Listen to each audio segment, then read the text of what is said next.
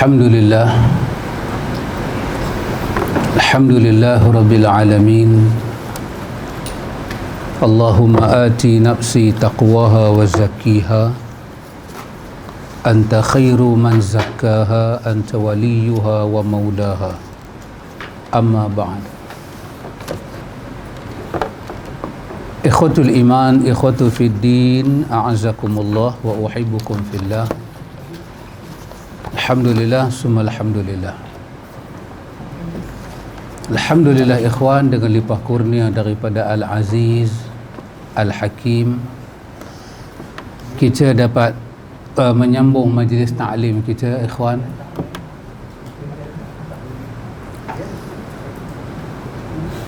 Kita berhenti pada muka surat 65.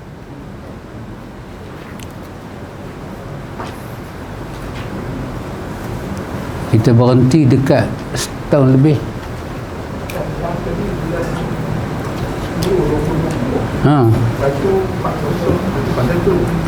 Yang tu bahagian kedua Cik. Kan kita baca minggu pertama belah depan, minggu kedua belah belakang.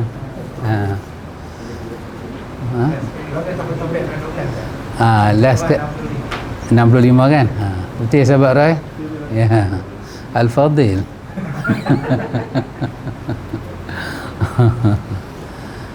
Baik ikhwan, alhamdulillah. Jaga kita punya SOP ya. Bukan takut kena penyakit, takut kena denda. Penyakit ni nak buat macam mana, denda tu masalah. Baik ikhwan, saya tak mau buang masa sebab bersama dengan kita Tuan Guru kita. Saya pun ketaklah sikit. Tuan Guru bersama saya jadi ketak sikit. Iaitu kita berhenti pada penulis kitab kata Rasulullah sallallahu alaihi wasallam bersabda, yaqulullahu ta'ala ana 'inda zanni 'abdi bi wa ana ma'ahu idza zakarani fa in zakarani fi nafsihi zakartuhu fi nafsihi wa in zakarani fi mala'in zakartuhu fi mala'in khairin minhum wa in taqarraba ilayya shibran taqarrabtu ilayhi dhira'a wa in taqarraba ilayya dhira'a taqarrabtu ilayhi ba'a wa in atani yamshi ataituhu harwalah. Ini hadis ini dalam riwayat Bukhari dan Muslim.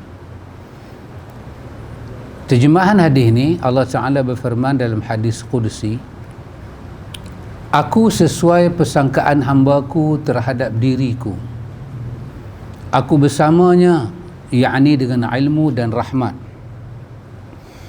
Apabila ia, yakni hambaku, mengingatku, jika ia mengingatku dalam hatinya, aku mengingatnya dalam hatiku. Jika dia mengingatku di tengah ramai, aku mengingatnya di tengah keramaiannya lebih baik dari mereka. Jika dia mendekat padaku sejengkal, aku mendekat kepadanya sehasta. Jika dia mendekat kepadaku sehasta, aku mendekat kepadanya sedepa. Jika ia mendatangiku dengan berjalan biasa, aku mendatanginya dengan berjalan cepat. Ini penulis sebut pada kita hadis ini ikhwan. Hadis ini ada pada tajuk muka surat 59, iaitu keutamaan berzikir.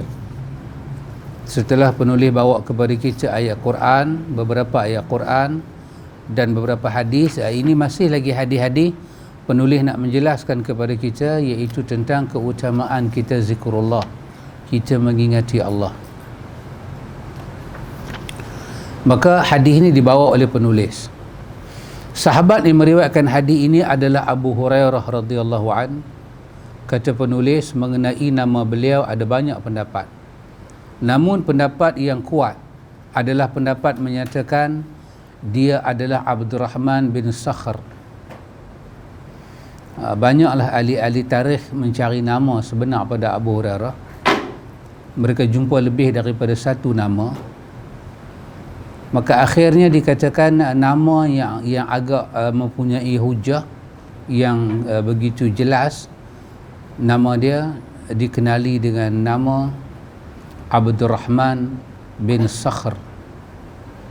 Abdurrahman bin Sakhr itu nama Islam dia. Dan ada ulama kata nama sebelum Islam dia Abdul Syams. Allah Ta'ala yang maha mengetahui. Tapi dia terkenal lah dengan nama ini, dengan kunyah ini, Abu Hurairah. Satu benda kita belajar daripada Abu Hurairah, ikhwan, apa dia? Ketekunan dia dalam ilmu. Itu kita belajar. Ketekunan dia dalam mencari ilmu. Sampai dia pitam. Dia pitam. Orang Arab masa tu, dia bila tengok orang pitam, dia akan alih badan dia bagi menerap, dia akan pijak urat tengkok nak meluruskan urat. Dia kata itu cara perubatan kuno tentang pitam. Dia alih, dia akan pijak. So bila dia berada dia duduk dekat dengan apa tu, apa tempat sahabat duduk kat Masjid Nabi tu, apa panggil apa tu? Sufah. Sufah tu. Di pelantang tu dia nak bangkit masuk ke dalam masjid, tiba-tiba dia rebah. Bila dia rebah macam nak tarik. So dia ingat dia kena sawan lah. So dia alihkan dia pijak. Sakit. Lama sat baru dia boleh menafas, boleh bercakap. Abu Hurairah kata dia sangka kata aku nak pitam, tapi tak, dia kata aku tahan lapar. Aku lapar, tak ada benda nak makan beberapa hari. Ketekunan dia dalam menuntut ilmu ni sangat dahsyat, dan akhirnya kita pun tahu, ikhwan, Allah bagi kelebihan pada dia.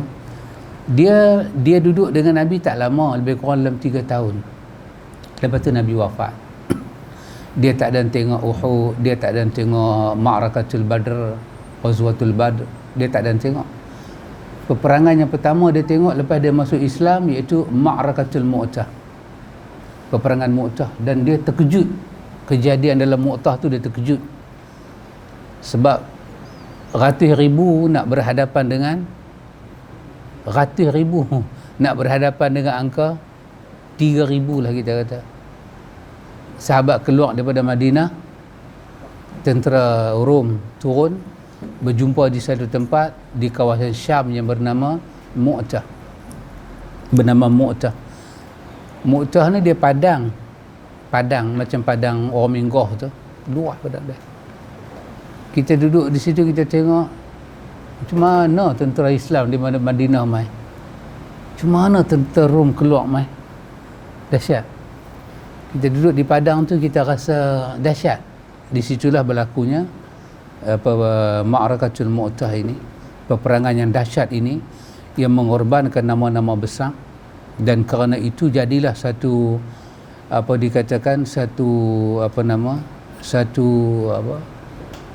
permulaan yang baru dalam dunia Islam lepas daripada Ma'rakatul Mu'tah itu. Dan lahirlah macam-macam hukum berdasarkan peperangan Mu'tah itu. Jadi hadis ini daripada Abu Hurairah radhiyallahu an, dan sahabat semua tahu tentang diri dia. Saya tak masuk ke situ. Dan hasil usaha dia tentang ilmu ni, saya fikir semua kita setuju. Walaupun dia duduk dengan Nabi dalam tempoh 3 tahun, lepas tu Nabi wafat, lepas tarikh dia masuk Islam, Nabi wafat, tapi ada satu benda karamah Allah bagi pada dia. Dia tercatat sahabat ranking pertama yang mengapai hadis paling banyak daripada kekasih Allah Jalla wa'ala. Ini satu tamparan bagi para tulab, para penuntut ilmu, bahawa waktu, masa tidak memainkan peranan. Yang hakikatnya adalah jiwa kita nak daripada ilmu. Kalau ikut masa, sepatutnya sahabat sabiqun al-awwalun, mereka lebih berilmu. Kalau kita ikut dari segi masa kan, sahabat yang hijrah mula, mereka lah patut kaut ilmu. Tapi tak, Abu Hurairah lepas Nabi dah hijrah dah lagi 3 tahun Nabi nak wafat, baru dia menyertai Islam. dan duduk dengan Nabi tempoh itulah. Kalau kita kata Nabi wafat tahun 10 Hijrah, bermakna dia masuk Islam tahun 7 Hijrah. Itulah tempoh dia. Tapi dia ashabu sufah, makan, minum, hidup dia ditanggung oleh Nabi. Kata Imam Qurtubi, lebih kurang 400 orang sahabat daripada luar Madinah masuk, mereka akan duduk di sufah, di pelantang tu. Apa orang bagi kat Nabi, Nabi tolak pergi ke mereka. Orang bagi susu, Nabi bagi susu. Dan Nabi tengok mereka ni macam anak-anak dia, adik-adik dia, abang-abang dia. Dia tak akan makan dalam rumah dia, melainkan dia akan tanya, ashabu sufah makan tak lagi? Pasal mereka ni susah sungguh. Tak berkasut, tak ada baju, baju selai lah. Itulah yang pakai. Tapi Nabi tengok mereka ni, tengok dengan air mata. Tapi dalam kesusahan itu, Allah angkat nama Abu Hurairah. Subhanallah, dia menjadi nama yang besar, tokoh yang besar dia dalam dunia Islam, dan akhirnya dia menguasai ilmu. Jadi benarlah dalam pepatah kata man jadda wajada. Orang Melayu kata sara hatta apa nah? Orang Melayu kata qalil hatta sara al-jabal. Itu bukan Arab, Melayu. Melayu, Arab tak kata lagu tu. Dia kata qalil, sikit-sikit, hatta saral jabal, lama-lama jadi bukit. Arab tak kata lagu tu. Arab kata macam ni. Arab dengar pun pening. Kok mana qalil ni? Orang Melayu kata. Orang Arab hakikatnya dia kata man jadda wajada. Siapa yang tunjuk kesungguhan pada satu benda, dia akan dapat. Ikhwan, di sini bila kita bicara tentang Abu Hurairah ni, dia menarik sedikit perhatian saya kepada makna apa itu kita kata objektif kepada what we say in Malay. Saya Melayu ni payah sikit sahabat. Pasal kuliah saya banyak bahasa Inggeris. Kan, bila saya nak translate Melayu ni, saya jadi kekok lah. Pak Cik Khair, maafkan saya. Pak Cik Khair dan anda mengadap ke sana. Tak apa. Kita kata apa? Objektif. Knowledge objektif. Ataupun study. Student, pelajar. Study bermakna benda kan. Study. So dalam study ni dia punya objektif dia. Apa objektif kita melibatkan diri dengan ilmu? Kita duduk dalam majlis yang saya ringkas ini, sekejap lagi sebelum 8.25 kita akan berhenti. Saya dah manage saya punya time. Saya tak akan langgar. Itu protokol saya lepas PKP. Faham tak faham punya pasal lah. Tapi saya akan follow saya punya itu. Objektif saya. Supaya saya buat kuliah, saya tak mau orang duduk bersila ni lutut dia sakit. Saya tak mau dia berunjuk. Pasal saya bila orang buat kuliah, saya duduk baru saya tahu sakit lutut tu macam mana. Lemah lutut kan, jenuh duduk sama kita badan nak kata gemuk dah besar, jenuh duduk bersila kan. Jadi saya tahu hakikat tu. Hanya orang susah saya tahu kesusahan. Dia baik juga kalau kita duduk atas kuliah lega ni, bagi seorang satu kursi, siapa pun tak sakit, so, kuliah boleh panjang, tak rasa kan. Duduk bersila rasa kemarin duduk ke dan dah rasa rasa lutut.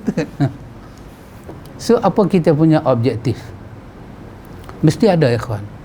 Sama ada kita iktiraf kita duduk dalam tempoh bainal maghrib wal isya ini, tempoh yang sangat al-waqtul mudayya', masa itu begitu sempit, kerja kita banyak, masa kita sikit, banyak benda kita nak kena buat dan kemampuan kita makin terhad. So apa kita punya objektif? Dalam ilmu ni ikhwan, bila melihat kepada nama Abu Hurairah ini, dia mengambil masa yang singkat untuk mencapai objektif dia. Dia benar-benar merangsangkan kita. Ikhwan, setuju ke antum saya katakan bahawa kesemua kita ini kesemuanya bermula daripada jahil. Kita start from nothing, nak kata zero, from zero. Yang lebih hormat zero ke nothing? Pakcik? Zero. We start from zero. Zero ni mean unnumber lah. Betul, dia tak ada nombor kan? Zero bukan nombor kan? Di belakang baru dia jadi nilai kan? Nilai tambah kan? Depan dia kosong lah. Kita start daripada kosong. Bermakna minal jahli, kita bermula daripada jahil. Apa makna jahil? Kita la idraku syai', kita tidak tahu apa-apa. Kepada apa? Ilal ilmi idraku syai', nak mengetahui sesuatu. Nak mengetahui sesuatu seperti keadaan sesuatu itu wujud pada hakikatnya, bukan secara teka-teka. Bukan macam dulu kan, kita ada masa kecil dulu dia bor kacang banyak dalam tu, lepas tu dia ada upacara teka kacang. Abang Man biasa lalui, sahabat Zahid, ya? Sahabat Mustafa. Semalam saya dengar nama sahabat.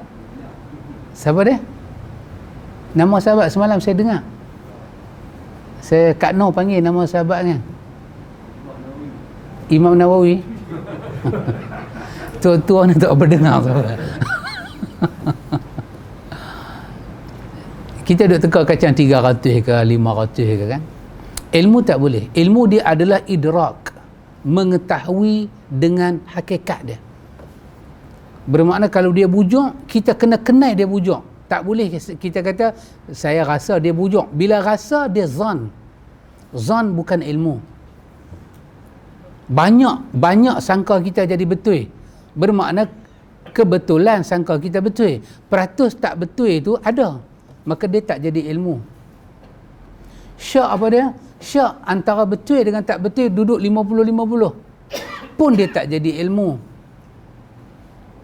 Waham belah tak betul itu lebih banyak.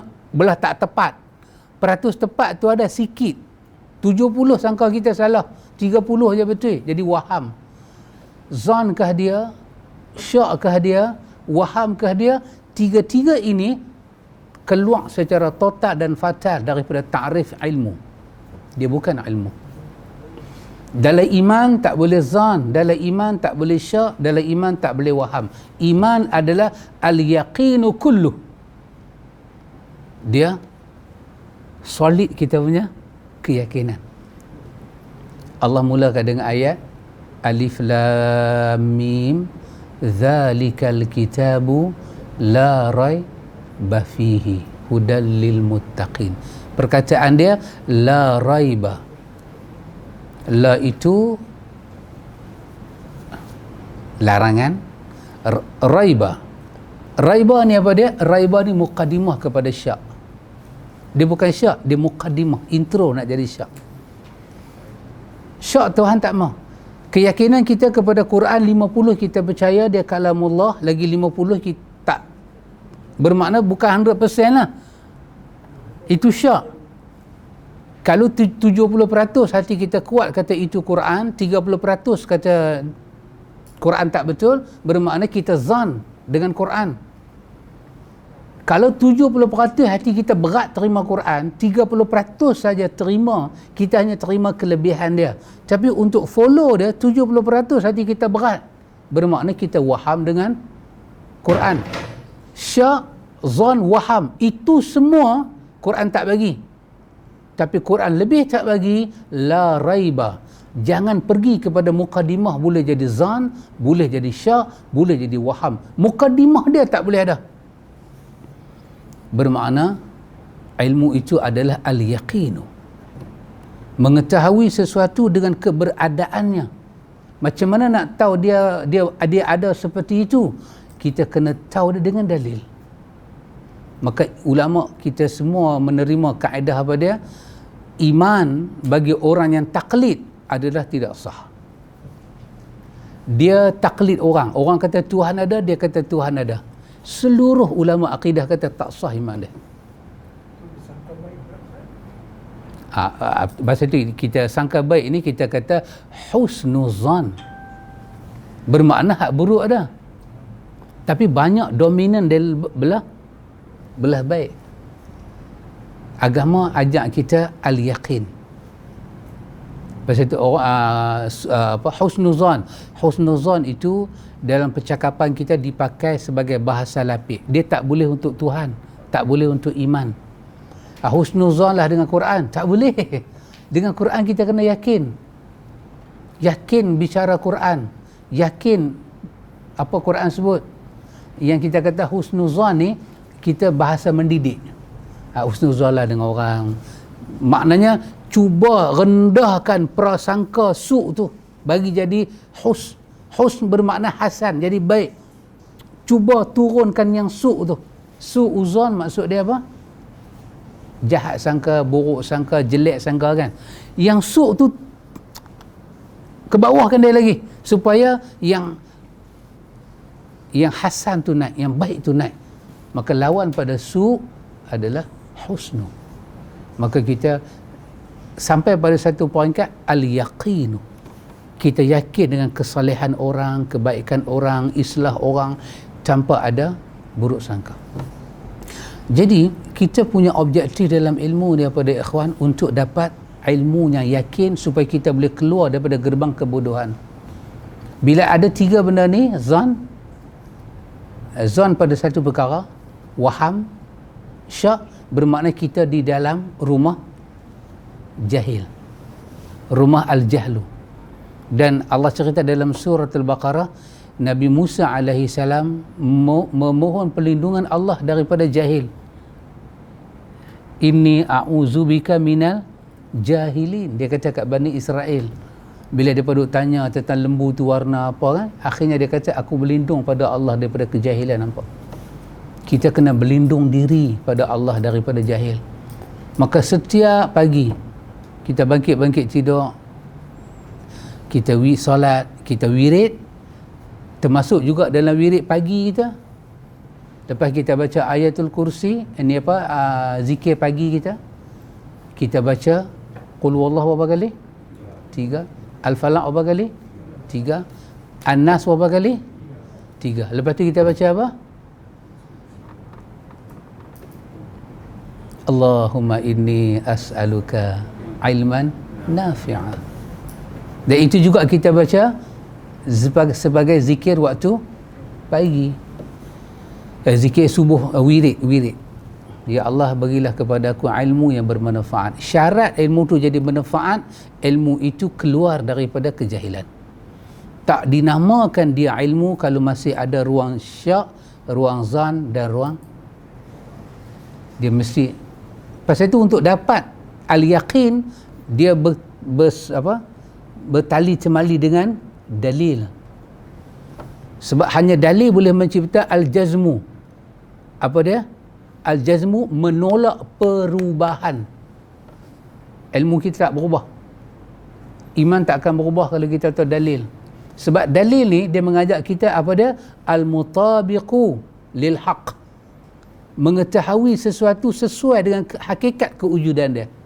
Dalil. Pada kita tu dalil. Dalil bahasa kan, dalla yudillu dalilan bermakna apa? Tunjuk bukti, petunjuk dalla. Nabi kata man dalla alal khair kafa'ilih. Siapa tunjuk pada orang lain kebaikan, dia macam buat baik. Dalla, dalil bermakna tunjuk. Bila kita percaya Allah sifat dia begini, dalla, dalil, tunjuk. Bukti apa kita tahu Allah begitu. Maka kita bawa dalil daripada Allah sendiri. Itulah sebesar-besar dalil, petunjuk. Kenapa saya kata Allah bersifat dengan Rahman? Seperti ayat dalam surah apa? Surah semut nama apa? Naml. Surat yang Nabi Sulaiman hantar kepada Zulaikha. Jangan jika saya lagu tu berapa bulan tak main kan, nak saja nak tengok. Jegil ustazah, jegil nanti Ustaz. Dekat Balqis. Apa dia punya kepala surat? Innahu min Sulaiman. Betul? Wa innahu bismillahirrahmanirrahim. Surat ini daripada Sulaiman. dengan nama Allah yang Ar-Rahman Ar-Rahim. Allah bagi tahu dalam Quran, dia Rahman, dia Rahim. Jadi saya katalah kita katalah dia Rahman, dia Rahim. Maka itulah dalla, petunjuk yang kita bawa ke depan sebagai dalil, sebagai bahan bukti, bahan tunjuk kepada alam bahawa Allah bersifat dengan Ar-Rahman. Itu nama dia dalil. Allah bersifat dengan Rahman. Mana dalil dia? Mana petunjuk yang kita tahu? Dah mereka kata yang tu nama iman kita tentang Tuhan taklid, dan ini tidak sah. Tak boleh diangkat di akhirat esok. Dan iman tu tak boleh membantu kita keluar daripada zulumat kepada nur. Sebab dalam surah Al-Baqarah Allah kata iman itu apa dia? Allahu waliyul lazina amanu yukhrijuhum minadh dhulumati ila nur. Allah akan menjadi wali pada orang-orang yang beriman. Wali bermakna apa? Pembela, pelindung. Allah benteng kepada orang yang beriman. Apa Allah buat pada orang beriman? Yukhrijuhum minadh dhulumati. Yukhrijuhum, Allah sentiasa keluarkan mereka daripada az-zulumat. Bukan satu kegelapan. Gelap ni berlapis-lapis. Zulumat, dia main dengan plural. Ila nur, Allah pimpin dia sampai jumpa nur iman. Allahu nurus samawati wal ard. Allah yang memberi cahaya pada langit dan bumi. Jadi syarat nak iman itu menjadi cahaya dalam diri kita, iman itu tak boleh tumpang orang lain, tak boleh taklid. Dia kena yakin. Yakin itu datang daripada dalil. Kerana dalil itu membawa kita al-mutabiqu lil haq. Dia membawa kita melihat satu benda seperti kewujudan dia. Barulah kita dapat al-jazmu. Apa dia? Ketetapan hati. Kalau tak ada dalil, kita tak boleh tahu satu benda dengan benar. Kita tahu benda tu dengan teka, dengan tak betul, maka dia tak akan bawa kepada ketetapan al-jazmu. Iman ni kena jazam. Jazam. Bukan kata iman, kita belajar hadis pun sama. Hadis kena datang dengan sirah yang jazam. Lawan sirah yang jazam, sirah yang marid, tamrid. Sirah yang sakit. Tak boleh. Hadis tak boleh datang dengan sirah yang berubah-ubah. Dia kena datang jazam. Pengukuhan itu kena ada. Baru kita boleh nak rafa', nak marfa'kan dia, nak angkat dia kepada Nabi. Apa makna hadis? Ma udhifu ila Nabi. Apa yang disandarkan kepada Nabi. Daripada qaulin, perkataan, perbuatan dan sifat Nabi. Kita nak idhafah, nak sandar pada Nabi. Tiba-tiba sandar, tak ada dalil. Lepas tu dalil pula marid, tamrid. Dalil pula mai dengan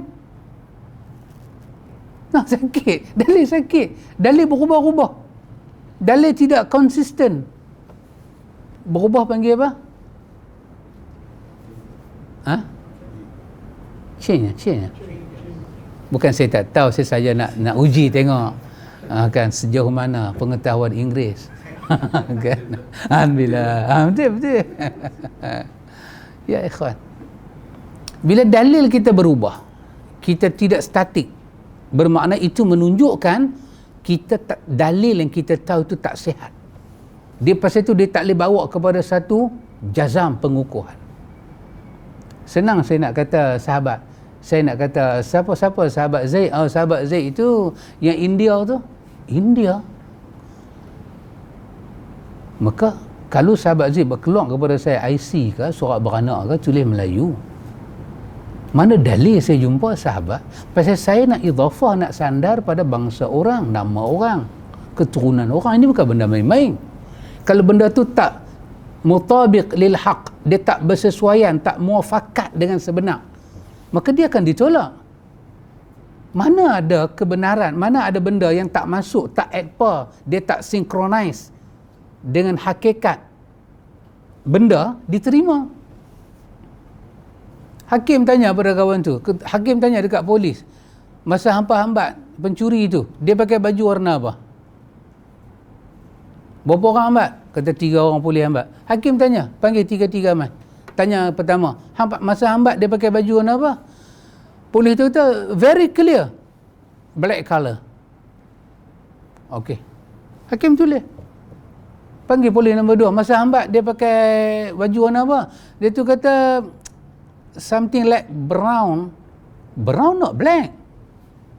Macam mana ni dua mata tengok satu benda berubah? Okey, hakim kata duduk dia. Panggil kawan ketiga. Masa hambat dia pakai baju apa? Biru. Confirm. Buang kes. Why buang kes?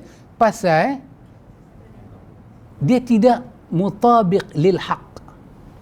Dia tak synchronize dengan synchronize. Dia boleh faham synchronize. Dia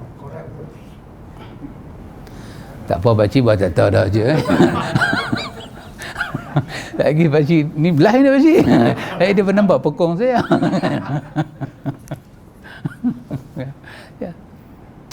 Dia tak kena buang kes. Lah ni kita nak kata Rasulullah apa dia? Rasulullah tinggi 6 kaki. Mana dalil? Takkan perlu dalil. Lah awak hang nak sebut pasal orang fi'lin, qaulin, sifatin, khuluqin. Hang nak sebut dia kata, hang nak sebut dia buat, hang nak sebut dia larang, hang nak sebut perangai dia, hang nak sebut sifat dia, hang nak sebut ciri-ciri khas dia. Tiba-tiba hang main teka lagu tu. Walaupun polis PDRM tu, Allah Muhammad Atibau, hakim buang kes. Hakim buang kes. Pasal apa? Tak kena dengan hakikat. Pasal tu polis dia nak hambat pencuri, lah ni dia tak mau dah tengok baju. Tak mau tengok baju sebab pencuri boleh buka tengah lari. Dia tengok apa lah ni? Dia tengok kasut. Sebab susah orang nak tukar kasut masa lari. Dia tengok kasut. Betul tak betul tak tahulah, saya teka je lah. Cara tengok macam betul ada. Saya teka je. Pasal kes tadi baju tolak. Pakai kasut lah pula. Susah nak tukar kasut. Rupanya itu ilmu. Kita motif ilmu ni apa dia? Minal jahli ilal ilmi. So kita itu motif kita. Di antara motif kita apa dia ikhwan? Minasyaki ilal yaqin. Daripada syak kepada yakin. Semua tu mesti dia punya belakang dalil. Hanya dalil saja boleh merawat penyakit-penyakit ni. Dan dalil paling besar ikhwan apa dia? Quran dan Sunnah. Allahu Akbar. Pasal dia ikhwan, kita kena bagi sikit masa, kita kena izinkan fikiran kita, hati budi kita. Kita bagi peluang pada diri kita. Sebelum kita belajar apa-apa, kita ambil tahu dulu Quran tu apa, Sunnah tu apa. Sebab dia menjadi rujukan paling besar. Apa dia Quran? Kita bukan nak saya maksud Quran tu bukan maksud belajar tajwid. Belajar makanul Quran fi tashri' al-islami dan maqamus sunnah fi tashri' al-islami. Maksud dia apa? Kedudukan Quran itu dalam syariat Islam di mana? Harakat dia, makan dia, kedudukan dia. Bila sebut Quran ni apa dia? Kemuliaan dia, penghormatan dia. Kenapa Quran selalu dihormati? Kenapa Quran tak boleh kita dusta walaupun baris, walaupun huruf? Kita kena izin fikiran kita menerjah ilmu tu sah. Supaya bila kita ambil dalil daripada sumber dia, kita tahu nilai dalil tu, kita tak berbala. Bila kita tak tahu sumber, nilai. So, orang korek tanah, jumpa timah. Gali lagi jumpa emas. Gali lagi jumpa apa dah tak tahu, dia duduk gali-gali. Bila makin dia gali, makin dia jumpa. Dia jumpa. Itu yang keluar arak timah tu. Arak timah tu bukan nama Fatimah. Ini pun satu mangkak juga. Itu nama timah yang digali. Pasal tu dia bermuka orang putih tu. Kita ni sensitif sangat. Kita ni kalau silap pulut, mentang-mentang dah silap pulut. Kira nak buka hadis dah. Patut ke arak? Tak masih tak mau cakap. Saya kembali. Saya orang baik-baik. Saya kembali pada saya punya pengajian. Yang tu tuan guru kita lah. Saya serah pada tuan guru lah. Saya tak mau sebut. Tapi saya nak beritahu timah tu bukan nama Fatimah. Tak betul. Bukan nama Fatimah. Itu nama lombong biji timah. Apa hukum? Biji timah kita panggil timah. Apa hukum? Oh, sahabat. Dia cakap berbaju biru. Biru kan? Saya blind colour. Biru lah. Apa hukum? Timah, tahu timah? Yang tu lah. yang ada dalam bumi tu panggil timah. So kalau kita tak panggil dia timah, adalah another name. Dia panggil timah ha. Panggil dia timah ha. Sekarang saya tanya, apa hukum timah tu panggil timah? Tidakkah nama anak Nabi Fatimah?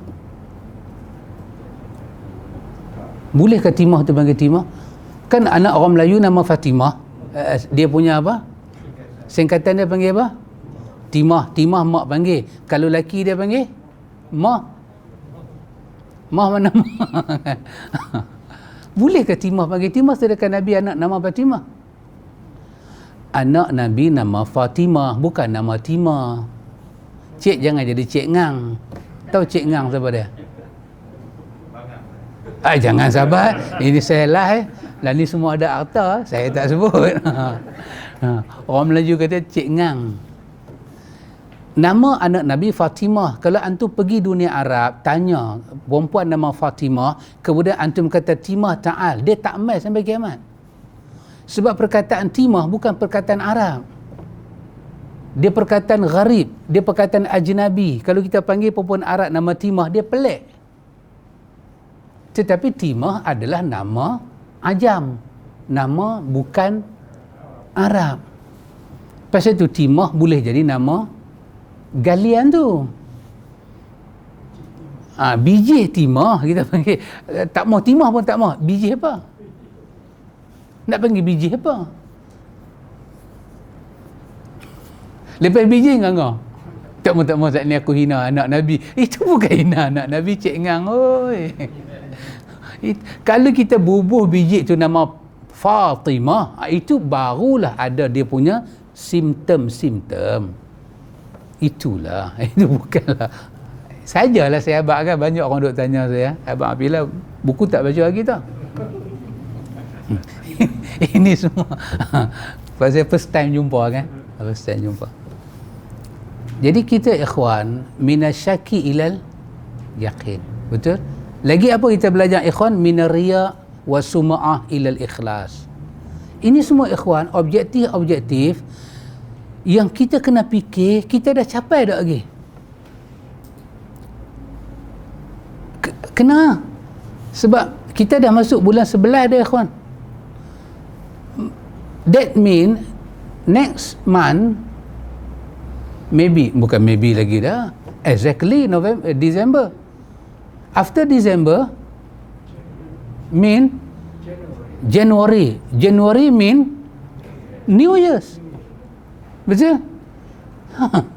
Bermakna kita akan berpindah kepada New Year, tahun baru. So tahun ini 2021 ini kita lalui, objektif kita sampai tak? Okeylah, kita cuti sabbatical panjang sangat lah. Sabbatical kita cuti panjang hampir 2 tahun. Biasanya corona punya hal lah. Kan dia mai pun tak bagi salam, dia redah rumah kita lagu tu aja, kita teruklah, kita kena potonglah cuti tu.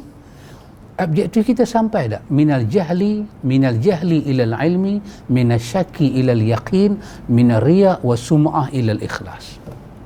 Apa lagi objektif kita? Minat takabbur ila tawadhu. Selama ni percakapan kita tersambil, kita cakap dengan orang luar, ikhwan, kita ambil percakapan kita dalam kita punya family. We are parents. Kita ada daughter, kita ada son, kita ada keturunan lah. Bahasa apa kita cakap hari? Kita pernah tak panggil anak kita, wahai anaknya ayah sayang? Luqman panggil. Luqman bukan Nabi. Ya bunayya. Kalau Ibrahim panggil, dia Nabi. Kalau Yaqub panggil, dia Nabi. Tapi Luqman bukan Nabi. Luqman bukan Rasul. Tapi Allah bagi tahu. Walaqad atayna Luqmanal hikmata. Luqman ni sangat bijaksana. Atayna Luqmanal hikmah. Kami anugerah bijaksana. Bila bijaksana dia? Allah kata ketika dia berinteraksi dengan anak dia. Wa huwa ya'izuhu. Masa dia panggil anak dia, terdetik dalam diri dia, dia nak membentuk anak dia. Mula-mula sekali panggilan hormat, bukan daripada luar ke dalam, tapi daripada dalam ke dalam. Anak panggil bapa, ya bunayya. Kalau kita terjemah Melayu, anak kesayangan, anak yang disayang. Tapi Arab dia letak ya aja. Dia tak payah bubuh sayang-sayang. Dia tak payah kata Azizah, Jamilah. Dia tak perlu benda tu. Dia bubuh ya. Ya tu ialah harfun nida' li ta'zim. Kedudukan dia sebagai huruf nida', huruf seruan li ta'zim, memberi kemuliaan kepada yang diseru. Yang disuruh tu siapa dia? Bunayya. Bunayya. Di belakang ia baca sabdu kan, di belakang ada ya lagi. Bunay, kalau bunay anak, bunayya. Ya tu anak aku. Anak aku, depan ada ya lagi. Wahai anak yang aku sayang, yang aku hormati, aku cintai. Ikhwan, ini maksud dia apa? Minat takabur ila tawadhu. Isteri panggil pada suami dia, suami panggil isteri, wahai suami yang saya sayangi, saya cintai. Izhar mahabbah. Kita memang kena curah, tunjuk kata kita sayang. Kita buat ke tak? Apa lagi ikhwan? Minar rughbati ila zuhdi. Daripada ketamakan, hilang tujuan hidup kepada akhirat, kepada zuhud. Apa lagi ikhwan? Minal adawah ila nasihah. Daripada musuh kepada nasihat. Apa lagi ikhwan? Minal firqah ilal jamaah. Daripada berpecah puak-puak kepada satu jamaah. Apa lagi ikhwan? Minal bid'ah ila sunnah. Kesemua ini kita sampai ada lagi. Yang saya sebut ni ikhwan, semuanya berkaitan dengan diri kita, bukan diri orang. Apa satu ikhwan? Abu Hurairah dapat capai objektif dia dalam tempoh dia belajar ni 3 tahun ni, ataupun kurang. Tapi saya pukul rata 3 tahun. Dia capai, dan dia menjadi anak didik Nabi yang cemerlang. Ya subhanallah ikhwan. Dia yang riwayat hadis ni pada kita. Hadis Qudusi ni, Allah kata ana inda zanni abdi bi. Dengan makna iaitu Allah sesuai persangkaan hambanya terhadap dirinya. Jika seorang hamba berprasangka baik padanya, dia akan mendapatkan kebaikan. Sebaliknya, jika dia berprasangka buruk, dia akan mendapat keburukan. Ini ikhwan, ini saya terpaksa gezek lah untuk next week. Pasal saya dah sampai dah masa saya. Bukan masa kena kapan, masa nak habis kuliah lah. Orang tu ada sampai masa kena kapan pula ada. Saya gezet. Ikhwan, syaitan daripada tragedi dalam syurga, bapa bagi segala syaitan ni, alaihi laknatullah ni, apa nama dia? Iblis. Betul? Nama dia Iblis. Allah guna perkataan laknat pada dia sampai hari kiamat. Laknat. Dia makhluk terlaknat. Apa dia buat? Dia akan cari jalan bagi hancur anak Adam. Tapi ikhwan, tahu tak kita, susah nak bagi hancur anak Adam ni. Cukup susah. Kenapa susah? Kerana Allah protect anak Adam ni terlalu dahsyat. Daripada anak Adam jadi dalam perut mak dia tu, sah kata ibu tu mengandung, sampai nak keluar, Allah protect habis-habisan. Hari pertama suami sentuh isteri, dia baca doa daripada Abdullah bin Abbas. Saya tak baca isi doa tu, saya pun lupa, nanti balik saya capai balik. Konten doa tu apa dia?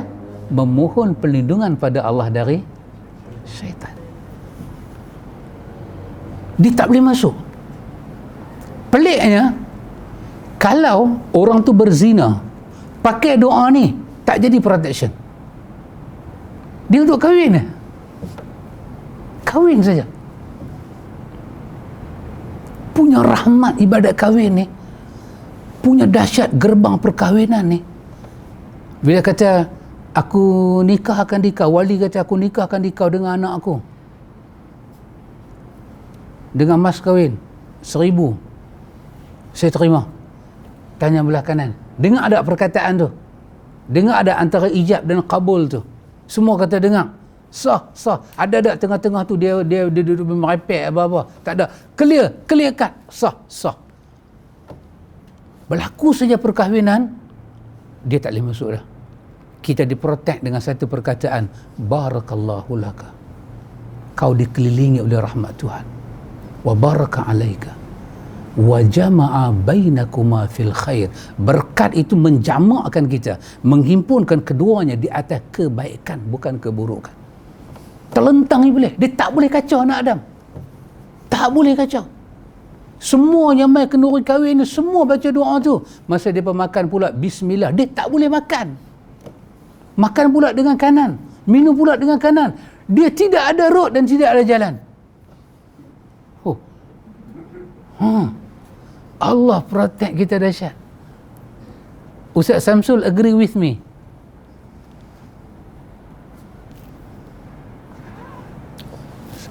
Pakai mask tak boleh cakap.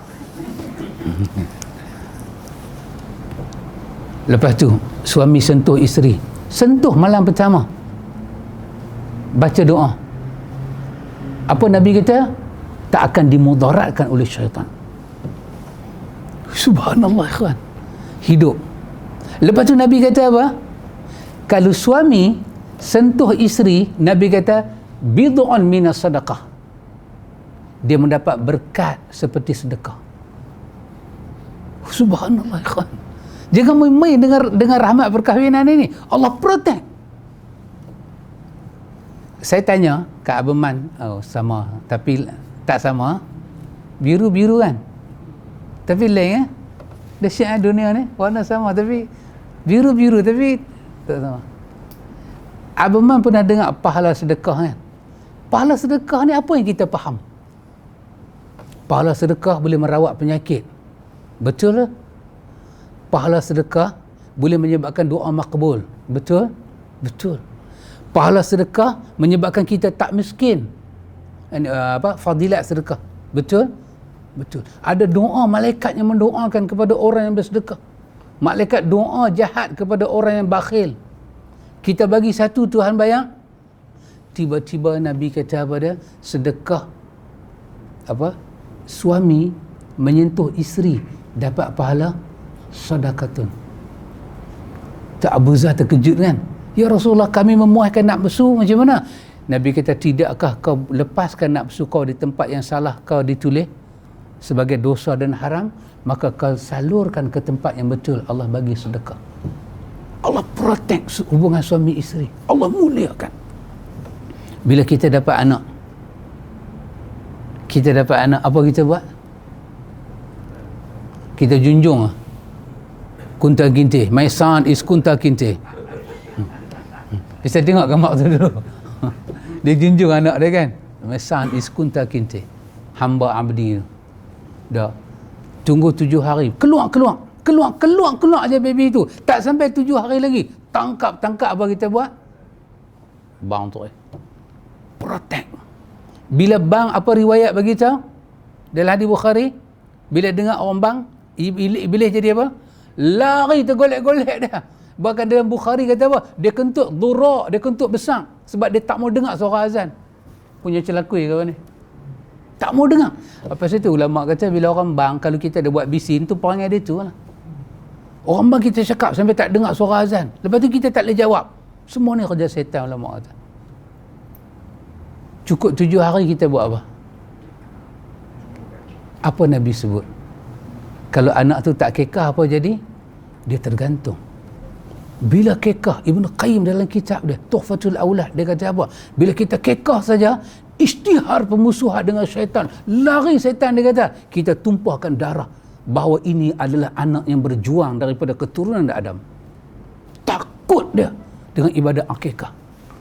Dan anak ni diberi nama dengan nama yang paling Allah suka, Abdullah, Abdurrahman. Kalau hak perempuan, Khadijah, pakai nama-nama yang isteri-isteri Nabi, isteri sahabat yang mulia. Allah protect kita. Ada majlis kekah lagi, baca doa lagi. Dalam kitab kita ni, ujung tu ada doa. Bila kita pergi kekah, nak baca doa apa kat baby? Nak baca doa apa dekat mak bapak dia? Ada. Kalau rasa lambat baca, tengok bab kekah tu. Ada doa dia. Allah perhatikan lagi. Ya subhanallah. Susah dia nak kacau Nabi anak cucu. Tetapi dia akan cari jalan nak buat macam-macam. Dia jumpa je satu jalan, dia dapat je satu jalan, bermakna dia dapat kita. Allah pula bagi tahu dalam Quran. Apa Allah kata? Inna kaida syaitani kana dha'ifa. Allah kata sesungguhnya tipu daya syaitan adalah lemah. Tapi ni hadis yang kita nak baca, inilah sebesar-besar pintu kita bagi dia masuklah hidup kita. Apa dia? Buruk sangka pada Tuhan. Buruk sangka bila ada dalam hati kita kepada Tuhan, Hang tak tolong aku, Hang tak peduli kat aku, Hang tak sayang kat aku, kita buka pintu rumah kita daripada timur ke barat punya luar. Dia masuk dengan jalan buruk sangka, lingkup semua kita. Daripada atas sampai bawah lingkup. Maka tengok minggu depan, dia nak macam mana buruk sangka ni bagi lingkup kita. Dan dia sebesar-besar kufur kepada Allah. Siapa yang buruk sangka pada Allah, dia boleh kufur pada Allah. Boleh rosak tauhid dia. Maka hadis ni bagi tahu kena ada buruk baik sangka di sini bukan makna 70 sangka kita pada Tuhan dah. Ini adalah istilah untuk menunjukkan kena sangka pada Tuhan seperti mana kewujudan Tuhan. Jangan sangka ingat Tuhan ni seperti mana dia lain. Dia wujud macam lain, kita ingat dia macam lain. Tuhan tu wujud dengan adil dan rahmat. Kita ingat dia zalim dan tak sayang ke kita. Itu salah kita ingat ke Tuhan. Adil ni nak sembang pada kita. Boleh sahabatnya? Supaya Allah merahmati kita dunia sampai akhirat. Maafkan saya sahabat, saya dah lebih 5 minit.